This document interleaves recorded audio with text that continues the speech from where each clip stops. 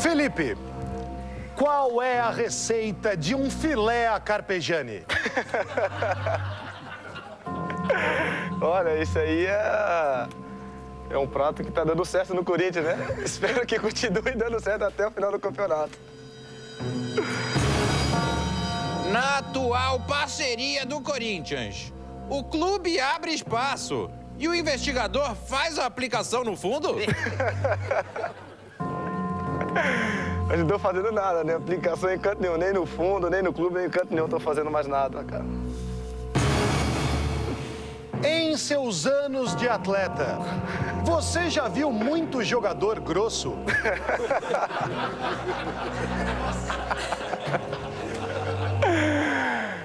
De vez em quando aparece aí, mas não.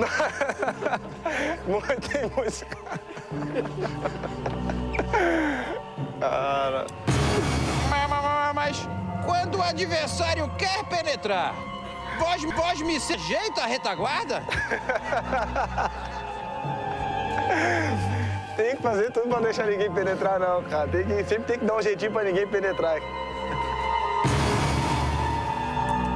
Atualmente, quem protege a sua pequena área?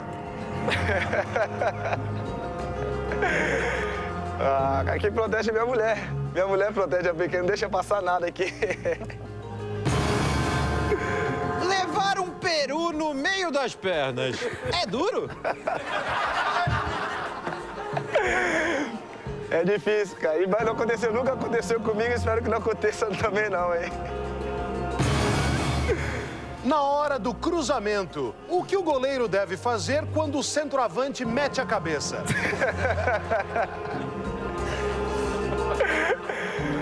Tentar desviar, né? Sair da bola, não ficar perto dele.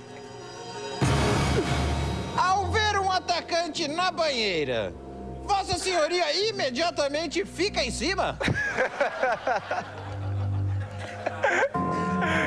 Aí tem que deixar pro zagueiro marcar essa parte dos atacantes, o zagueiro marcam aí. Felipe, quando a coisa aperta, você toca pro Betão ou abre pro Zelão? Cara, difícil, eu toco a bola pro Fábio, cara. Toca a bola pro Fábio. Deixa o Fábio nessa jogada aí também. E tirando a Débora Seco, o senhor era o único que pegava as bolas do Roger? Quando eu cheguei lá no Corinthians já não tava mais treinando não, já tava afastado já. Uma